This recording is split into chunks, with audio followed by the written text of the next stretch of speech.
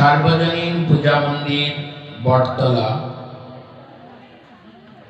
বাগারপাড়া, যশোরে অনুষ্ঠিত হতে যাচ্ছে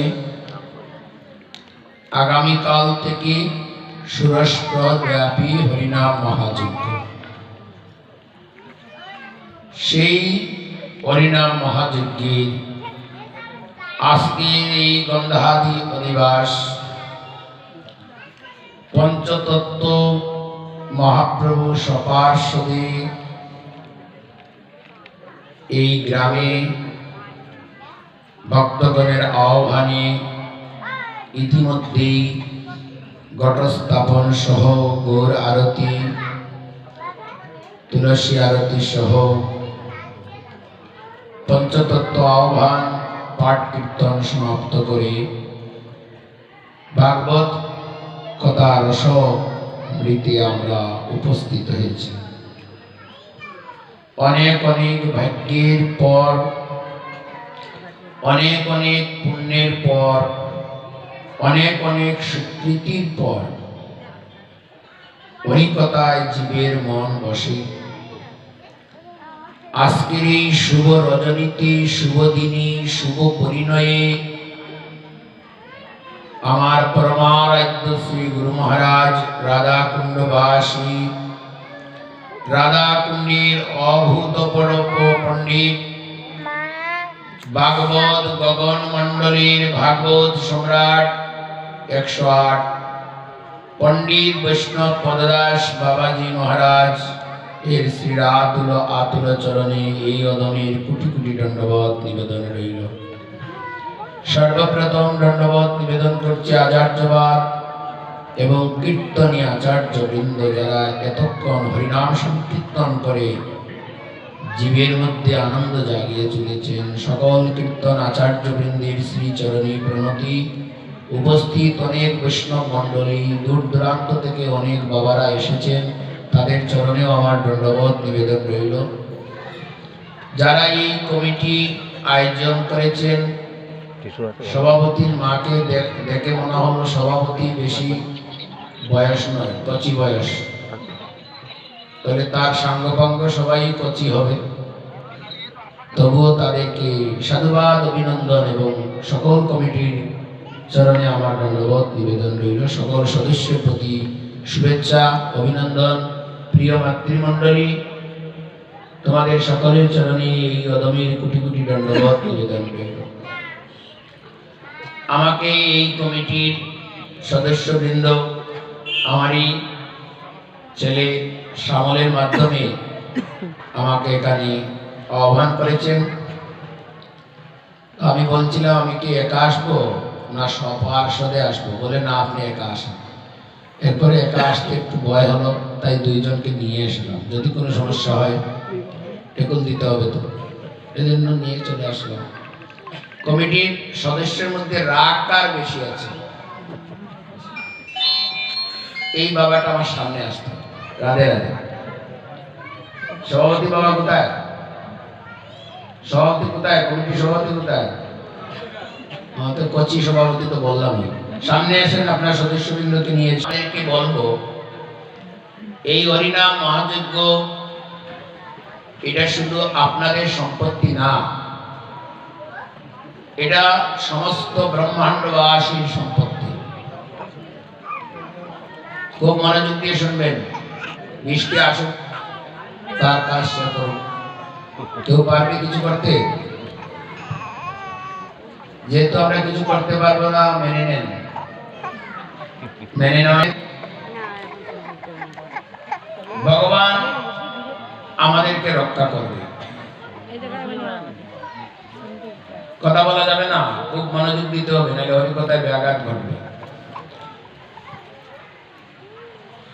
আপনারা শুনেছেন গিরি গোবর্ধন পর্বত ধারণ করেছেন ভগবান কৃষ্ণচন্দ্র। কেন ধারণ করলেন? ইন্দ্রের দর্পকে চূর্ণ বিচূর্ণ করে রাখার জন্য। দেবরাজ ইন্দ্র 7 দিন 7 রাত্র ঝড় তুফান বৃষ্টি দিয়ে বৃন্দাবনবাসীকে ভাসিয়ে দিল। আর ভগবান কৃষ্ণচন্দ্র 7 বছর বয়সে একটা কানি আঙ্গুলের বাম হাতের কানি আঙ্গুলের মধ্যে 64 মাইল দৈর্ঘ্য 16 কিলোমিটার উচ্চতা এই পর্বতকে কানি আঙ্গুলের মধ্যে ধারণ করে সমস্ত বৃন্দাবনবাসীকে ডাক দিয়েছেন যে সমস্ত বৃন্দাবনবাসী তোমরা এই পর্বতের নিচে আশ্রয় গ্রহণ করো। ভগবান যখন এই পর্বতকে উত্তোলন করলেন, সমস্ত বৃন্দাবনবাসী 7 দিন 7 রাত্র এই পর্বতের নিচে সুরক্ষিত ছিলেন, কারো কোনো ক্ষতি হয় নাই। ঠিক তদ্রূপ ভাবে এই কলিযুগে শ্রীমন মহাপ্রভু কলির পাবন অবতার সার আমার গৌরাঙ্গ মহাপ্রভু নামের ছত্রছায়ার নিচে, নাম ভগবানের ছত্রছায়ার নিচে সমস্ত কলিয়ত জীবকে ডাক দিলেন, তোমরা নামের ছাতার নিচে সবাই অবস্থান করো। নামের ছাতার নিচে তোমরা সবাই অবস্থান করো, এখানে তোমাদের সুরক্ষা দেওয়া হবে। পরিবার শাস্ত্রে আলোচনা করে আমরা এটা জানতে পারলাম, আমার পরমারাধ্য গুরু মহারাজ বললেন, বাবা এই জগৎটা হলো দুঃখের সাগর, এখানে সুখ নেই, আর এই সাগরে হরিনামই হলো একমাত্র তরী। কথাটা গুরুত্ব দিবেন, এটা দুঃখের সাগর। সাগর বুঝেন তো? সাগরে গিয়ে কিন্তু আপনি টাইম পাবেন না যতক্ষণ পর্যন্ত তরী গাছে আপনি, নৌকার কাছে আপনি আশ্রয় না নেবেন। ঠিক তদ্রূপ ভাবে এই সংসারটা, এই জগৎটা একটা দুঃখের আলয়, দুঃখের সাগর। আর এই সাগরে হরিনাম হলো তার তরণী, হরিনাম হলো তার নৌকা। যদি এই নৌকায় তোমরা উঠে যেতে পারো তাহলে তোমাদের ভয় নাই, অভয়ের বাণী দিয়ে গেলেন। পৃথিবীতে আছে যত নগরাদি গ্রাম, সর্বত্র প্রচার হবে মোর নাম। 3 বছর তো, বিগত 2 বছর, আর মহাপ্রভু আসিয়া প্রচার করলেন 500 বছর, 5000 বছর কলিযুগ, 540 বছর গত হয়েছে, 41 বছরে পড়েছে। আর আপনার গ্রামে 3 বছর হলো হরিনাম হলো। তাহলে প্রচার হতে হতে এই দেবনাথ পাড়াতে চলে এসেছে। নবদ্বীপের হরিনাম দেবনাথ পাড়ায় চলে এসেছে। দেবনাথের আবার খাইসমত বেশি ভালো না। আসতেছ যারা যোগী পুরুষ, মানুষের জীবের মধ্যে শ্রেষ্ঠ কে?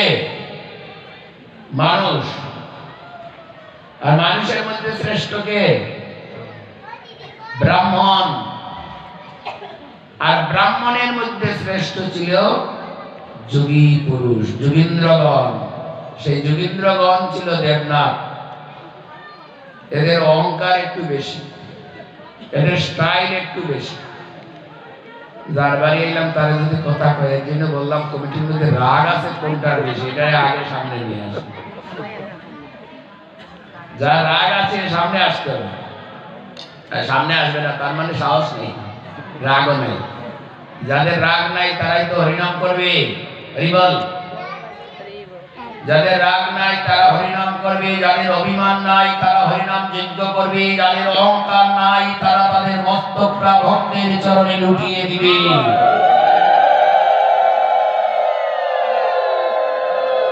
কিন্তু আমার মতো পদার্থকে ডেকে আনলে সংকল্প করতে হবে যে এখানে যাকে নিয়ে এসেছি তিনি আমাদের শত্রু না, তিনি আমাদের বন্ধু। সেই সে পরম বন্ধু, সেই পিতা মাতা কৃষ্ণ চরণে যে প্রেম ভক্তি দাতা। প্রত্যেক জন্মে পিতা মাতা সকলে পায়, গুরু কৃষ্ণ নাই পায় বুঝই। আপনি অনেক বন্ধু পাবেন বাবা, তাস খেলার বন্ধু, জুয়া খেলার বন্ধু, সরকার পুলিশ দিয়ে কন্ট্রোল করতে পারছে না, ইয়া ঢুকে পড়েছে সমাজের মধ্যে, আপনার পরিবারের মধ্যে। এই হরিনাম থেকে সেটাকে সংস্কার করতে হবে। ইয়াবা ঢুকেছে, গাঁজা ঢুকেছে, আপনার গ্রামে ঢুকে পড়েছে, আসক্ত হয়ে পড়েছে, হরিনামে আসক্ত নয়, মাদকাসক্তে আসক্ত হয়ে পড়েছে। কন্ট্রোল করতে পারছে না পিতামাতা, গ্রামবাসী, সমাজ, এমনকি আইন রক্ষাকারী পুলিশ বাহিনী। ঘুষ দিলে পুলিশও কয় তুই ইয়াবা খেয়ে নে।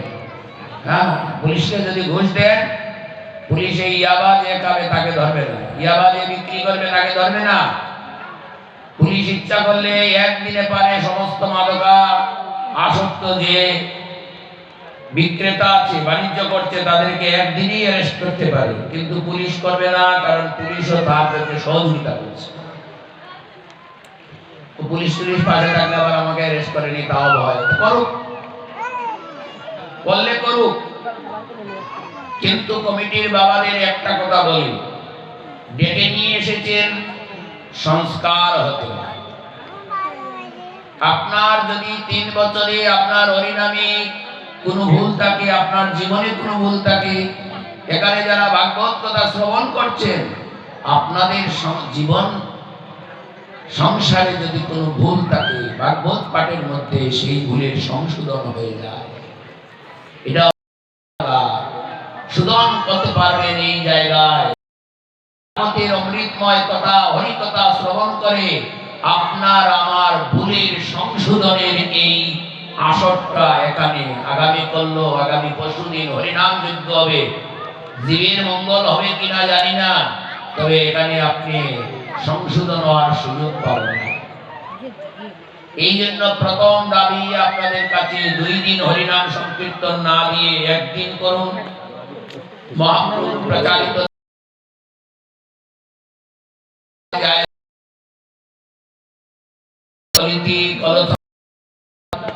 সত্যে 10,000 বছর, ত্রেতায় 1,000 বছর, দাপরেতে 1 মাস, আর কলিযুগে 1 দিবা 1 নিশি নাম করো বসি বসি। গুরু মহারাজ বললেন, কলিযুগ জীবের মানুষের অল্প আয়ু, তাদের জ্ঞান কম, তারা বড় বড় যজ্ঞ করতে পারবে না।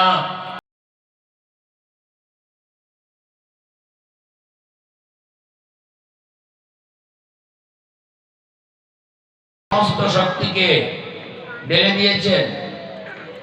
এরা কলিযুগের মানুষ সবচেয়ে বেশি অহংকারী, কলিযুগের মানুষ সবচেয়ে বেশি ঝগড়াটি, কলিযুগের মানুষ সবচেয়ে বেশি হিংসুটি, কলিযুগের মানুষ সবচেয়ে বেশি পরচর্চা, পরনিন্দাকারী। এদেরকে হরিনামের দ্বারা শোধন করে নিতে হবে। এখন আপনি যে হরিনামের দ্বারা শোধন হবেন, আপনার একজন পথ পরিদর্শক লাগবে। রাধে রাধে। ওমা কথা বলো না গো। এই পথ পরিদর্শক বৈষ্ণব, একজন ভাগবত পাঠক, একজন ব্রাহ্মণ, যিনি তত্ত্বজ্ঞানী, কৃষ্ণ তত্ত্বজ্ঞানী, তাকে আপনি আপনার পথ পরিদর্শক হিসাবে গ্রহণ করে শাস্ত্রের বাক্যকে ধারণ করে আপনি হরিনাম করতে পারেন। রাধে রাধে। যে কারণে কমিটির বাবাদেরকে সতর্ক করছি, বন্ধু হয়ে আহ্বান জানাচ্ছি, সমাজের কুসংস্কার দূরীভূত করতে হবে, নতুবা হরিনাম যজ্ঞে আপনার আমার কোনো মঙ্গল হবে না। কুসংস্কারের মধ্যে একটা দেখলাম, মা সরস্বতী যে কোথায় রাখছেন দেখেন আপনাদের পেছনে, আসিয়াই দর্শন করলাম, কি দুর্দশা দেখেন আপনারা। চেয়ে সবাই চান, সবাই মা সরস্বতীর দিকে তাকান। এই প্যান্ডেলটা আছে বিদায় কিছু সময় শান্তিতে আছে, প্যান্ডেলটা যখন চলে যাবে মা সরস্বতী রাক্ষসী রূপান্তরিত হয়ে যাবে। মা সরস্বতী আর সরস্বতী থাকবে না, মা সরস্বতী রাক্ষসী হবে। প্রেমানন্দে সবাই মিলে হরি বলো। সরস্বতী আবার রাক্ষসী হলো, প্রেমানন্দে হরি বলো। একটা সভাপতি বাবা এই একটা পয়েন্ট নোট করে রাখুন। যেদিন দেবতাদের জন্ম হয়েছিল অদিতির গর্ভে, কাশ্যপ মুনি দেবতাদের পিতা, যখন অদিতি গিয়ে বলছিলেন যে এ স্বামী দেবতা, আপনি আমার ঘরে এমন কাউকে জন্ম দেন, এমন কাউকে জন্ম দেন জগৎবাসী যেন আমার সন্তানকে পূজা করে। রাধে রাধে। কথাটা বুঝেছেন উজ্জ্বল বাবা? সবাই বুঝেছেন কথাটা? বুঝছেন যে আমার ঘরে যাকে জন্ম দিবে তাকে যেন জগৎবাসী সবাই পূজা করে। কাশ্যপ মুনি জ্ঞানী ভান্ডার, ভজনের ভান্ডার, তিনি বললেন হাগো এমন একজনকে চাইলে যার আশীর্বাদের সঙ্গে অভিশাপও আছে। রাধে রাধে। কি রাধারানীর নাম নেওয়া যাবে না? রাধে রাধে। এই বৃষ্টি তো হবেই। রাধে রাধে। হলো না তো? এবার হলো না। জোরছে বলো রাধে রাধে। হাসি খুশি মনে রাধে রাধে। আচ্ছা আচ্ছা, এটা হাসি খুশি না থাকলে মুখে কি চাওয়া যায়? মুখে একটা যদি রাক্ষসের মতো বানায় রাখেন। বলে দেবতার জন্ম হবে তোমার গর্ভে, কিন্তু অভিশাপ আছে। হরি বল। বলে কি অভিশাপ? বলে তোমার গর্ভে দেবতার জন্ম হবে, দেবতাদেরকে সবাই পূজা করবে। মন খুশি তো? বলে হ্যাঁ খুশি। বলে দেবতা মাঝে মাঝে পেতানো খাবে। এবার মনটা মার মন তো খারাপ হয়ে গেল। বলে পেতানো খাবে না, দেবতারা প্রতি ঘরে ঘরে অপমানিত হবে, প্রতি ঘরে ঘরে অপমানিত হবে। আর বেশি অপমানিত হবে ভদ্রকালী। নাম কি? কথা কয় না, একটু বললে ঘুম টুম চলে যাবে। সুযোগ পাইয়া টিনটিনে বাতাস দিচ্ছে, সুযোগ পাইয়া ঘুমো দিয়ে দিচ্ছে। হরি বল। হ্যাঁ, এই সুযোগ পাইলাম। বেশি অপমানিত হবে কে? ভদ্রকালী, মনসা দেবী, তারপর আরেকজন আছে শীতলা দেবী, কার্তিক। তার মধ্যে বেশি অপমানিত হবে ভদ্রকালী। বলে কেন? আপনাদের গ্রামে ভদ্রকালী পূজা হয়? শিখিয়ে গেলাম তো, কারো মনে নাই? ভদ্রকালী পূজা হয় গ্রামের মধ্যে। এই সভাপতি বাবা, ভদ্রকালী পূজা হয়? এই জন্য তুমি সভাপতি হয়েছ, তোমাকে টাইট রাখতে হবে। তোমার পেছনেই ভদ্রকালী হয় না কেন? তোমার পেছনে যে দাঁড়িয়ে আছে সেই হলো ভদ্রকালী। সরস্বতীর কুঞ্জলি মন্ত্র দিয়েছ? কুঞ্জলি দাও নাই সবাই? প্রথম কি? ওম ভদ্রকাল্যై নমো নিত্যং সরস্বতী নমো নমঃ বেদ বেদাঙ্গ বেদান্ত স্থানিভ্য এবচ এষ সচন্দন পুষ্প বেল্লপত্রাঞ্জলি ওম ভগবতী দেবী সরস্বতী নমঃ। এবার ভদ্রকালী চেনা গেল। 51 টাকা করে দাও। এটা তো বাবার জন্য শুনে নাই। 51 টাকা দাও, মনে মনে দাও, এমনি দিতে হবে না, মনে মনে দিয়ে দাও। রাধে রাধে। কারণ তুমি নাম যজ্ঞ দিয়েছো, নাম যজ্ঞে ভাগবত পাঠ দিয়েছো, হরিকথার মাধ্যমে তোমাকে ভদ্রকালীকে চেনানো হলো। তোমার পাশে ভদ্রকালী প্রতি বছর মাঘ মাসে শুক্লপক্ষের পঞ্চমী তিথিতে দেবী ভদ্রকালীর পূজা হয়, কিন্তু তুমি ভদ্রকালীকে চিনলে না। ঠিক ঠিক সংসারের মতো মা বাবা যখন ঝগড়া লেগে মা বা বাবা দুইজনের মাঝে একজন বলেই পেলে 40 বছর ধরে তোমার সাথে সংসার করলাম, তবু তোমার চিনলাম না।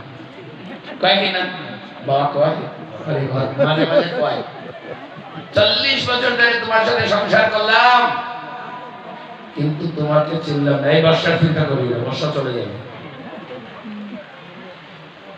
না গেলে নাই। আমরা তো খুব ভাব জানি, যদি বলি বর্ষা চলে যাবে আর একটু পরে যদি বর্ষা চলে যায়, মারা বলবে বাবা আটটা একটু দেখি দাও। আমরা ভগবানকে বিশ্বাস করি না, কিন্তু যে হাত থেকে তারে বিশ্বাস করি। হরিবল। আজ সবাই দেখতে পারবে, আজকে শিখিয়ে দিলাম। হরিবল। আজ দেখো, ভগবান শিব গেছেন কৃষ্ণচন্দ্রের অস্ত্র রেখা পরীক্ষা করতে। ভগবান শিব হোয়াটসঅ্যাপে কথা বলতেছেন শিবের সাথে। শিব হোয়াটসঅ্যাপ, এখন তো হোয়াটসঅ্যাপ আগে তো ছিল না, শিব হোয়াটসঅ্যাপে বলতেছে, হে ভগবান, তোমাদের দর্শন করব, দর্শন করার সঙ্গে সঙ্গে তো তোমার মা বলবে তোমার হাত দেখে দিতাম, তাহলে আমি তো হাত দেখা জানি না, কি করব? ভগবান বলছেন, আমি ইশারা দিয়ে বুঝাইয়া দিব না তুমি কি করবে। রাধে রাধে রাধে রাধে। ভগবান শিব গেছেন, এখানে অনেক কথা আমরা যাব না আজকে দিকে, শুধু একটি কথা বলছি। ভগবান শিব গেছেন, মা হোয়াটসঅ্যাপে শিব লিখে পাঠাইছেন যে তোমারে তাড়াতাড়ি দর্শন করতে হলে তোমার ব্রহ্মাস্ত্রটা প্রয়োগ করো। ভগবান বয়স 60 দিন বলেন, আমার ব্রহ্মাস্ত্র আর কি? বলে কেন? ব্রহ্মাস্ত্র মানে তুমি 4 দিনের দিন কান্না শুরু করে দিবা। রাধে রাধে। এমন ভাবে কান্না করবা, কান্না কিন্তু থামাবা না। আর কান্না না থামালে মা যশোদা কি করবে? তোমার কান্না থামানোর জন্য অনেক কিছু ফুফা দিবে। মায়েরা জানে প্রথম কিছু ফুফা দিতে হয় না, এগুলো আমাদের শাস্ত্রে আছে। কি? একটু শুকনা জাল, একটু সরিষা, একটু সরিষার তেল আগুনের মধ্যে কি করে মায়েরা আগুনের মধ্যে লাগাইয়া নিয়ে কি করে, নজর লাগলে এটাকে বন্ধ করে কিনা? প্রথম অস্ত্র এটা কিন্তু আছে, আমাদের শাস্ত্রে আছে, এটা কাজও। তো মা যশোদা বলছেন, ওরে এই একটু শুকনা জাল, একটু তেল, একটু সরিষা নিয়ে একটু ঝাড়ফুল দে। এই ঝাড়ফুল যখন দিয়েছে তখন কৃষ্ণচন্দ্র আবার কান্না শুরু করে দিয়েছে, আরো বেশি কান্না করছে। বলছে, ওরে বাবা, এটাই কাজ হবে না, এটা ভালো উজা লাগবে, ভালো কবিরাজ লাগবে। তখন শিব ঠাকুর কবিরাজ হয়ে দরজার সামনেই আছে। শিবের গলায় কি আছে? সাপ, পরনেতে বাঘের ছাল, আর সমস্ত গায়ে বৎস। এগুলা দেখে কোন মা কি তার সন্তানকে এনে দেখতে দে? মা যশোদী বলছেন, এই যে তোমার সর্প, তোমার গায়ে যে বৎস, আর তুমি যে কিম্ভূত কিমাকার ভূতের মতো, তাহলে তুমি ভূত চালাবা কি করে? আর আমার ছেলেতে তোমার কুলে তো দিবই না, তুমি কি ভূত চালাতে পারবে? আমার ছেলের ভূতে ধরেছে। রাধে রাধে। আমার ছেলে ভূতে ধরেছে, তুমি কি ভূত চালাতে পারবে? বলে, কেন পারবো না, আমি তো ভূতের লিডার। শিব ঠাকুর ভূতের লিডার না? রাধে রাধে। ভূতপতি, ভূতের বলছে, আমি তো ভূতের লিডার গো, আমি ভূতের নেতা, ভূত চালাতে পারবো না? তো ভূত চালাতে পারবো। বলে, দেখো কি করে। বলে, তোমার ছেলেটাকে আমার চোখের দিকে একটু তাকাতে বলো। বা তো তাকাবে না, আমি একটু তাকাই। কৃষ্ণের চক্ষু আর শিবের চক্ষু যখন নয়নে নয়নে মিলন হলো, সাথে সাথে কৃষ্ণচন্দ্র কান্না বন্ধ করে দিয়ে হাসি শুরু করে দিল। আরে বাবা, এই কি কবিরাজ রে বাবা, দেখা মাত্রই কান্না বন্ধ রে বাবা। আমাদের মায়েরা তো পুরো পাগল হয়ে যাবে। যশোমতী মা পাগল হয়ে গেছে, মানে কি কবিরাজ, দেখা মাত্র কান্না বন্ধ করে দিয়েছে। ওরে বাবা রে বাবা। এবার বলতেন, এবার বসো, তুমি বসো, আমার ছেলেটার একটু হাতটা গণনা করো। মায়েরা করে না? আমার ছেলেটার একটু হাত দাও বাবা, মাথায় একটু হাত দিয়ে দাও, ছেলেটা যেন পাস করে পরীক্ষায়। আর মাদের জ্বালা হলো আমার ছেলের বিয়ে হবে কিনা, বল। হ্যাঁ, আর যশোমতী মা ছেলেকে হাত দেখাচ্ছেন, ভগবান শিব হাত দেখছেন, দেখে বলছেন ও মা তোমার ছেলে তো রাজা হবে গো, রাজা হবে, শুধু রাজা নয় রাজাধিরাজ, রাজাধিরাজ হবে। খুশি মা, খুশি মা যশোমতী খুশি। ও মা তোমার ছেলে জগৎবাসীকে শাসন করবে গো, শাসন করবে। আর তোমার ছেলের অনেক বন্ধু বান্ধব হবে, আর অনেক সোনা গয়না টাকা পয়সা মণি মুক্তা, আর তোমার ছেলের অনেক গাভী হবে। হরিবল। মা যশোদা বলছে এগুলা বাদ দাও তো, আমারই তো 9 লক্ষ গাভী আছে, আর কি দরকার। রাধে রাধে। আমারই তো 9 লক্ষ গাভী আছে। কয় লক্ষ? ওরা কয় না, কয় লক্ষ? যশোমতী মার 9 লক্ষ গাভী আছে। 9 লক্ষ গাভী নিয়ে আমার ছেলেরা দরকার কি? এগুলা বাদ দাও। এটা হাত থেকে বলো তো আমার ছেলের বিয়ে হবে কবে, কয়টা বিয়ে আছে? বলি ও মা এই কথা জানতে চাচ্ছ? ও মা তোমার ছেলের তো অনেক বিয়ে গো, অনেক বিয়ে। হ্যাঁ অনেক বিয়ে হয় না কেন? বলে না গো তোমার ছেলের অনেক বিয়ে। কতটা? মা বলছে কতটা? ও 16,108টা বিয়ে করবে তোমার ছেলে। তাই তোমার ছেলে 16,108টা বিবাহ করবে। খুশি খুশি। এখন তোমরা যারা হাত দেখতে চাও শিব ঠাকুরের শরণ নিয়ে কারো হাতে হাত দিবে, শুধু এই করবে, আমার দিকে তাকাও, নাহলে আর জীবনে শিখতে পারবে না, এটা কেউ শিখাতে পারবে না। এই অঞ্চলের মধ্যে আমি একমাত্র জানি। রাধে রাধে। হ্যাঁ বাবা আমার ছেলেটাকে একটু ফু দিয়ে দাও, ফু দিয়ে দাও, দেখো তুমি কবিরাজ হয়ে গেছো। কি কইছে তার বাবা? কিছু কইছে, বুঝতে পারছো? বুঝতে পারছো? এবার হাত দেখা যারা এগুলো আমার ছেলেটার হাত দেখো। ও তোমার ছেলের একটু রোগ আছে। কি রোগ আছে এটা জানা দরকার নেই। কলিযুগে সব মানুষ রোগাক্রান্ত। হরিবল। রোগ নাই কার? মিলে গেল। ওগো তোমার ছেলে তো কথা শুনে না গো। ঠিক বলেছেন বাবা, আসলে কোনো কথা শুনে না, একটা কথাও শুনে না। মিলে গেল। হরিবল, মিলে গেল। তোমার ছেলে কিন্তু পড়ালেখা ভালো করে না গো, রাত্রে বসে বসে শুধু মোবাইল চালায়। ঠিক কথা বলছেন, মোবাইল তো চালাই, রাতে রাতে মোবাইল তো চালাই ছেলে, ছেলে মোবাইল চালায়। সব মিলে গেল। চালটাই টাকা পয়সা যা পারে দিল। হ্যাঁ ঠিক তদ্রুপ ভাবে আমরা যেন কারো কথায় কোনোভাবে বিভ্রান্তিতে না পড়ি, নিজের জ্ঞান বিবেককে কাজে লাগিয়ে যদি হরিনাম যজ্ঞ করি, তাহলে এই হরিনামে যজ্ঞে শুধু আমার মঙ্গল হবে না, জগৎ ব্রহ্মাণ্ডবাসীর মঙ্গল হবে। হরিনাম মহাযজ্ঞে। এই জন্য কমিটির নেতৃবৃন্দ সদা গ্রামবাসীকে অনুরোধ করব, কাশ্যপ মুনির প্রথম কথাটা লক্ষ্য করবেন। কাশ্যপ মুনির প্রথম কথা হলো তোমার ঘরে দেবতার জন্ম হবে, জগৎবাসী দেবতার পূজা করবে। করবে? করবে? আর দেবতাদের অপমান করবে, পূজার পরে অপমান করবে। করবে? করছে। দেবতারা পেতানো খাবে। পেতানো বুঝো? স্বর্গে অসুররা দেবতাদেরকে মারবে, মারকে দেবতারা পালাবে। এই পালাবে।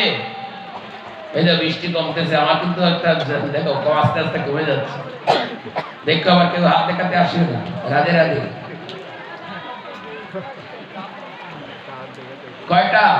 দেবতার পূজা করবে, দেবতাকে অপমান করবে। সরস্বতী মহাভাগে বিদ্যে কমললোচনা বিশ্বরূপী বিশালাক্ষী বিদ্যামৃতে নমস্তুতে। জয় জয় দেবী চরাতি দেবী নমস্তুতে। যখন দেবী নমস্তুতে বলে, কি করলো? অঞ্জলি প্রদান করলো।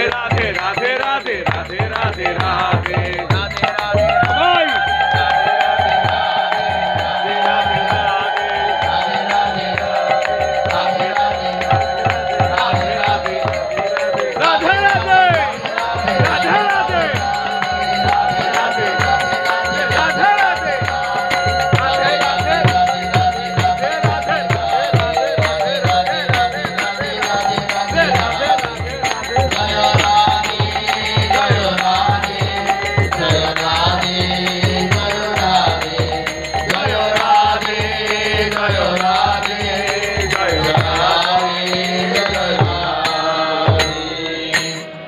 जय সবাই মিলে আবার বলো রাধে রাধে সবাই মনোযোগ দিয়ে অল্প সময় আমরা বিশ্রামে যাব, দেরি হয়ে যাচ্ছে। কীর্তনী বাবারা আবার অধিবাস কীর্তন করবেন।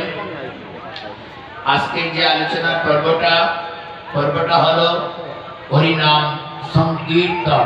রাখা যাবে না, অশ্রদ্ধা যেখানে দেখা যাবে সেখানে শ্রদ্ধার কোনো মূল্য থাকে না। রাধে রাধে কথা বল না মা, আমার অনেক অবস্থা। কীর্তনে হরিনাম সংকীর্তনে 4টা ধর্ম, অর্থ, কাম, মোক্ষ। আপনি যদি বিচার করেন তাহলে 4টা জিনিস আপনি হরিনাম সংকীর্তনে এসেই লাভ করতে পারবেন। হরিকথায় এসেই 4টা জিনিস আপনার লাভ হয়ে যাবে। আর যদি ধৈর্য ধরে নিয়মটা মেনে আপনি হরিনাম সংকীর্তন করেন তাহলে পঞ্চম পুরুষার্থ অর্থাৎ শ্রীমতী রাধা রানীর প্রেম আপনার লাভ হয়ে যাবে। এবং এই প্রেমটা কোথায় আছে? শাস্ত্র বলছে ভক্তি মুক্তি সিদ্ধি দিয়া প্রেম রাখছে প্রভু লুকাইয়া। ভক্তি মুক্তি সিদ্ধি দিয়া প্রেম রাখছে প্রভু লুকাইয়া। এই প্রেমটা আপনার আমার কর্মের মাধ্যমে আপনার লাভ করতে হবে, কেউ কাউকে দিবে না। আর কারো কর্মফল কেউ ভোগ করবে না। যার যার কর্মফল নিজে নিজে ভোগ করতে হবে। এই জন্মে হয়, নালে আরেক জন্মে।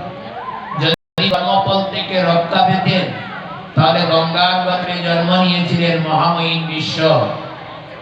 তিনি কেন 58 দিন সরসজ্জায় শায়িত ছিলেন, অনাহারে অনিদ্রায়?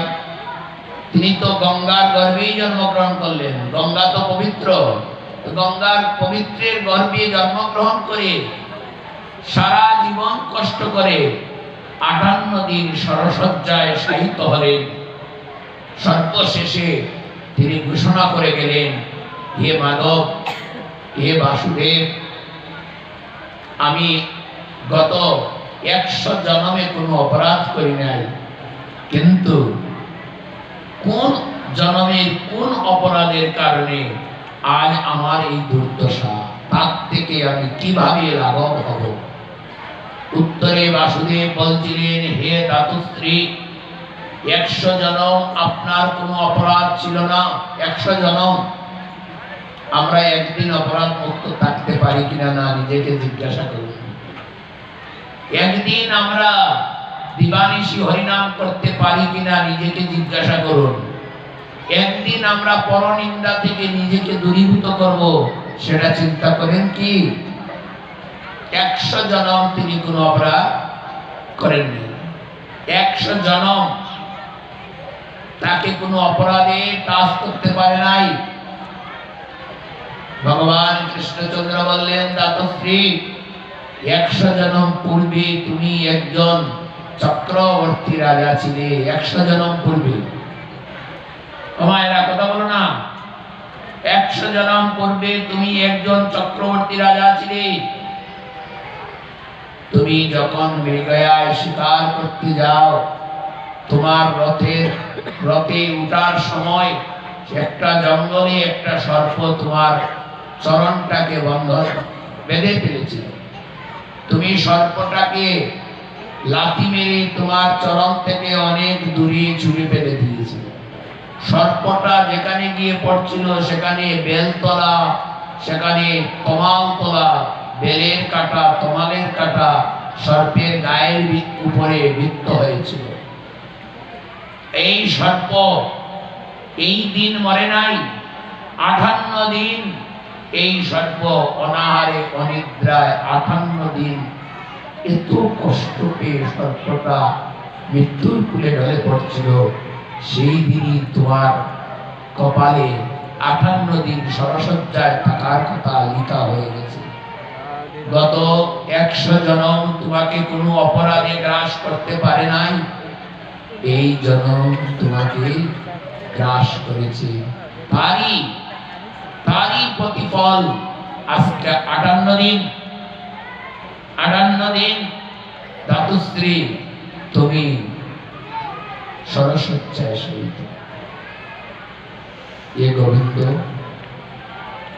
মানুষ এত বৃহৎ অপরাধ থেকে মুক্তির উপায় কি? আগমস্য কলিযুগ, এই যুগে মানুষ কি করে মুক্তি লাভ করবে? তুমি তার বাণীদের শোনাও, আর আমার শেষ ইচ্ছা তুমি পূরণ করো। দাদুশ্রী, তোমার শেষ ইচ্ছা কি? আর আমি কলিযুগের উপায় তোমাকে বলব। আমার শেষ ইচ্ছা, আমার তো বোধহয় আর সংসারে থাকা ঠিক নয়, কারণ ওনার তো ইচ্ছা মৃত্যু বর ছিল। এই 58 দিন পরেও তিনি মরতেন না যদি ইচ্ছা না করেন, মরণ হবে না। পিতৃদেবতার আশীর্বাদ যার উপরে থাকে, পিতার আশীর্বাদ যার উপরে থাকে, ভগবান তার কিছু করতে পারে না। মা যদি কোনো সন্তানকে আশীর্বাদ করে, যমরাজ তাকে কিছু করতে পারে না। আপনি হরিনাম সংকীর্তন করবেন, কিন্তু আপনার গৃহে যদি পিতামাতা কষ্ট পায়, হরিনাম যজ্ঞ হচ্ছে গ্রামের মঙ্গলার্থে। এই গ্রামের বৃদ্ধ পিতা মাতা যদি, গ্রামের কোনো পিতা মাতা যদি কষ্ট পায়, এই হরিনাম যজ্ঞে আপনার কোনো লাভ হবে না। আপনাদের সর্বপ্রথম কর্তব্য, এই হরিনাম যজ্ঞ যারা দিচ্ছেন, সমস্ত গ্রামবাসী, দেশবাসী, বিশ্ববাসীর মঙ্গল কামনা করছেন, গ্রামের কোনো মা কষ্ট পাচ্ছে কিনা কমিটির সদস্যবৃন্দ গিয়ে যদি তা আগে লক্ষ্য করে, হরিনাম সেখানে কৃপা করে তাদের উপর আশীর্বাদ, সেটাই হলো ধর্ম। ধর্ম আলাদা কিছু নয়। কোন সন্তান যদি তার পিতামাতাকে আহারের ব্যবস্থা করে দিতে না পারে, ঔষধের ব্যবস্থা করে দিতে না পারে, সেবা করতে না পারে, পরবর্তী জন্মে তার পশু জন্ম প্রাপ্ত হতে হবে, কখনোই সে মনুষ্য দেহ প্রাপ্ত হতে পারে না। এই আদর্শটা যদি আপনার এই দেবনাথ পাড়া, এই গ্রামে প্রতিষ্ঠিত হয়ে যায়, হরিনাম যজ্ঞে বাদাম খাওয়ার জন্য কেউ আসবে না। হরিবল। হরিনাম যজ্ঞটা পাপে পরিণত হয়েছে। একদিকে পুণ্য, একদিকে পাপ, পাপের পাল্লাটা ভারী হয়ে গেছে। আপনি হরিনাম যজ্ঞ করছেন, যেখানে কীর্তনী বাবারা কীর্তন পরিবেশন করছেন, সেই জায়গায় বসে মায়েরা বাদাম খাওয়াচ্ছে, পানের পিন্ডি কিনছে। কমিটির কোনো কোন সদস্য তাদেরকে বাধাও দিচ্ছে না, বুঝাচ্ছেও না, যে যা পারে তাই করে যাচ্ছে। পরিণাম যজ্ঞে সবার আগে মার্কেটে টুথপালিশ, লিপস্টিক, নৌপালিশ কিনতে যাওয়া হয়। এটা কি বন্ধ করতে পারবে? তুমি হরিনাম যজ্ঞে আসছো, এটা কি নৌপালিশ কেনার জন্য? এটা টুথপালিশ, পাপড় খাওয়া, মার্কেট করার জন্যই কি তুমি হরিনাম যজ্ঞে আসবে? এটা কি পারবেন বন্ধ করতে? হরিনাম যজ্ঞে আসছে, আপনারা চেয়ার এনে রেখেছেন, চেয়ার থাকলে তো চেয়ারে বসবে, চেয়ার আনলে তো চেয়ারে বসবে। মহাপ্রভু সকলকে নির্দেশ দিলেন, হে কলিয়ত জীব, তোমাদের আয়ু কম, বুদ্ধি কম, এই কলিয়ত জীব, তোমাদের অন্নগত প্রাণ, লোভ লালসায় তোমাদের দেহটা ভরা, অহংকারে পরিপূর্ণ তোমাদের দেহ।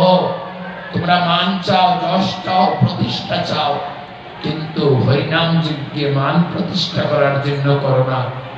হরিনাম যজ্ঞটা প্রতিষ্ঠা পাওয়ার জন্য, মান পাওয়ার জন্য, যশ বৃদ্ধি করার জন্য হরিনাম যজ্ঞ তোমরা করো না। হরিনাম যজ্ঞ করবে, মাটিতে বসবে, মাটির দেহটা মাটির মধ্যে মিশাবে, অহংকারের পতন হবে, মস্তকটাকে নত করে হরিনাম যজ্ঞে যত সাধুগুরু বৈষ্ণবের আগমন ঘটাতে পারবে, সেই সাধুদের চরণ ধরি মস্তকে ধারণ করে নিজের অপরাধের ক্ষমা চাইবে, তাই হরিনাম যজ্ঞ সার্থক হবে। হরিনাম যজ্ঞ চেয়ার টেবিল রাখার জন্য নয় বাবা। হরিনাম যজ্ঞ নিজের আত্মীয় স্বজনকে ঘরে গিয়ে ভালো ভালো খাবার দেওয়ার জন্য হরিনাম যজ্ঞ নয় বাবা। এখানে কুকুরটাও সম্মান পাবে। ব্রাহ্মণ চণ্ডাল বিচার না করে দণ্ডবোধ করিবে, অতি স্তুতি মান্য করি। এই হলো আমার হরিনামের মহিমা। এই হরিনামে কুকুর আসবে, এই হরিনামে হিন্দু আসবে, মুসলমান আসবে, বুদ্ধ আসবে, খ্রিস্টান আসবে, দেবগণ আসবেন, গঙ্গা যমুনা সরস্বতী আসবেন, সবাই সবাই হরিনামে সম্মান পাবেন। ত্রিনাদ বিসর্জন তরের প্রসরিষ্ণরা অমানিনা মানিতে লোকিত্তরিয়া সদা হরি। যদি হরিনামে তুমি কাউকে সম্মান দেও, সাথে সাথে গোবিন্দ তোমার দাস হয়ে যাবে। শুধু দাস হবে না, গোবিন্দ জন্মে জন্মে তোমাকে কিনে ফেলবে, তুমি গোবিন্দকে কিনে ফেলতে পারবে শুধু হরিনাম যজ্ঞে কাউকে সম্মান করতে পারবে। এমন সৌভাগ্য কলিযুগে অল্প ভজনে, কলিযুগের অল্প ভজনে একমাত্র সম্ভব। অন্য কোন ভজনের দ্বারা এই কলিযুগে আপনি উদ্ধার পাবেন না। আপনি নামের আশ্রয় গ্রহণ করতেই হবে, নাম দেবতার পূজা আপনাকে করতেই হবে, নাম করতেই হবে। শততম কীর্তয়ন্তু মাং যজন্তস্তুতির ব্রতা নমস্যন্তস্তু মাং ভক্তা নিত্যযুক্তা উপাসতি। যদি তুমি এই কলিযুগে সতত কীর্তন করো, সতত কীর্তন, তুমি ওই কলিযুগে কোনো বিধি নাই। তুমি যদি পায়খানায় বসে হরিনাম করো, নাম দেবতা তোমায় কৃপা করে দিবে। তুমি যদি বিছানায় ঘুমিয়ে ঘুমিয়ে হরিনাম করো, এই হরিনাম তোমায় কৃপা করবে। তুমি যদি বন্ধুর সাথে কথা বলতে বলতে কৃষ্ণ কথা বলো, কৃষ্ণ তার মধ্যে বন্ধুর সঙ্গ লাভ করে দিবে। এমন কৃপা আর কিছুতে হয় না, হয় না। এইভাবে নাম দেবতার নামের আসরটাকে এমন ভাবে পরিপূর্ণ করতে হবে। ভগবান শিব চতুর্দিকে অবস্থান করছেন এই নামের আসরে, নামের মঞ্চে। চাকলেশ্বর মহাদেব, নন্দীশ্বর মহাদেব, ভূতেশ্বর মহাদেব, গোপেশ্বর মহাদেব। আপনি মহাদেবকে বাদ দিয়ে যজ্ঞ করতে পারবেন না। মহাদেব পরম বৈষ্ণব, তাকে বাদ দিবেন কি করে? কিন্তু মদ গাঁজাকে যদি তার জন্য তাকে পূজা করা হয়, তাহলে মহাদেব নিজেই স্বীকার করলেন, আমার পূজাতে যিনি সুরাপান করবেন তিনি দিনান্তে অন্ন রুজি করলেও তারপরে অন্যের অভাব হবে। হরিবল, অন্যের অভাব হবে। নন্দীর অভিশাপ আছে ব্রাহ্মণের উপর। এই জন্য দেবাদিদেব মহাদেবের পূজা অত্যন্ত কঠিন। কারণ একটা বেলপাতা যদি মন মতো তাকে দিতে পারেন, তাহলে তিনি সন্তুষ্ট হয়ে যান। তাহলে আপনার মনকে কন্ট্রোল করতে কত কিছু প্রয়োজন হবে, মনকে কন্ট্রোল করতে কত কিছু প্রয়োজন হবে। হবে কি আপনি হরিনামে বাদাম খাবেন, পাপড় খাবেন, কীর্তন বাবারা কীর্তন করবে, শুনবে কে? পরিবার। তারপর কীর্তনীদের অভ্যাসও বেশি ভালো নয়, কীর্তনীদের অভ্যাসও বেশি ভালো নয়। যারা কীর্তন করে এরা একটু কীর্তন করে জঙ্গলি সুপারি গাছের তলে গিয়ে বিড়ি টানে। তার বাবারা কষ্ট পায় না, তোমাদের দলে যদি কেউ এটা থাকে তাহলে সে যেন কষ্ট পায় না। বিড়ি খাও বাবা, খাইয়া মুখটা একটু ধুইয়া আয় অন্তত পক্ষে। বিড়ি খাইয়ে যদি কৃষ্ণ কইয়া ডাক দিয়ে তাহলে তো বিড়ির ধোঁয়া দিয়ে সমস্ত আসন নষ্ট করে দেয়। মাঝে মাঝে তো কাঁপছে কাঁপছে। এই হরিনাম করে যে অর্থ উপার্জন করছে, তার জীবিকা, তার ছেলে মেয়ে তার উপরে নির্ভরশীল, তাহলে তাকে আরো শুদ্ধ হতে হবে না? তার আরো শুদ্ধ হওয়ার দরকার নয় কি? তার নামে, তার মুখে নাম শুনে জগৎবাসী উদ্ধার হচ্ছে, কিন্তু সে নিজে অপরাধে লিপ্ত হয়ে গেছে। এই হরিনাম সংকীর্তন করতে করতে বেদের মেয়ে জ্যোৎস্না আহিত বাচ্চুর কীর্তন, হ্যাঁ মমতাজের কীর্তন নিয়ে আসে, কমিটির বাবারা যদি তখন হাতে তালি দেয়, দুইটাই নরকে যাবে। কীর্তনীয় নরকে যাবে, কমিটিও নরকে যাবে। নাচিবে গাইবে নরকে যাইবে। যখন এই কায়রুল কথার লম্বা মাথার সুর বলে কীর্তনী টান দিবে, কমিটির নেতারা যদি তখন এই বেটারে চুলে ধরে টান দিয়ে নামা দিতে পারে, তাহলে হরিনাম যজ্ঞ সার্থক হয়ে যাবে, হরিনামের জয় জয় হয়ে যাবে, জয় জয় হবে। কিন্তু আপনারা পারবেন কিনা জানি না, আমি আপনাদের সূত্র শিখিয়ে গেলাম। প্রত্যেক কীর্তনী দলকে সাবধান করবেন, যুবকদেরকে সাবধান করবেন যে কায়রুল বাবার লম্বা মাথার চুল বলে তুমি হাততালি দিবে, তোমার মতো অপদার্থ এখানে কীর্তন শুনতে হবে না। আর যেই কীর্তনী এই ধরনের অবাঞ্ছিত কীর্তন আসরে পরিবেশন করবে, এই অপদার্থের মুখে কীর্তন শ্রবণ করার কোনো দরকার নাই। কলিযুগে অনেক অনেক অনেক ভজন করতে তুমি না পারো, তুমি হরিনামটা গ্রহণ করো। হরিনামের মাধ্যমে তোমার কি হবে? মুক্তি হয়ে যাবে। তাই পদকর্তা পাশে দাঁড়িয়ে বলছেন, এই মৃদঙ্গ বাবা, মৃদঙ্গ যে বাজালে বাবাটা কোথায় গেল? বাবা একটু সহযোগিতা। সবচেয়ে বেশি কি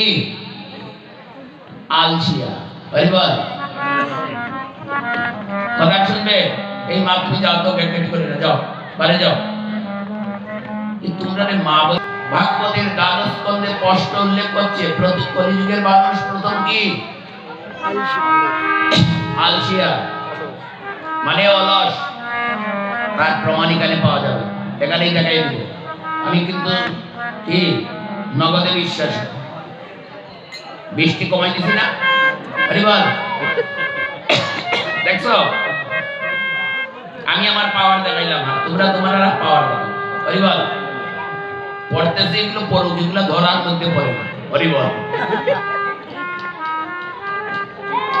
হ্যাঁ, প্রথম কি আলসিয়া, আর দ্বিতীয়টা কি কলিযুগের মানুষ সবচেয়ে নিদ্রা প্রিয়, বসে বসে এক ঘুম দিয়ে দেয়। হরিবল। তিন নম্বরটা কি কলিযুগের মানুষ সবচেয়ে ঝগড়াটিয়া। হরিবল। ঝগড়া পছন্দ করে। হরিনাম শুনতে নিমন্ত্রণ করা হয়েছে, হরি কথা শুনবে, নিমন্ত্রণ দেওয়ার পরও এখানে আসছে না। এই পাশে একটু ঝগড়া করো তো, কোনো নিমন্ত্রণ লাগবে? রাধে রাধে। হরি কথা ভালোবাসে না ঝগড়া ভালোবাসে? কথা কয় না।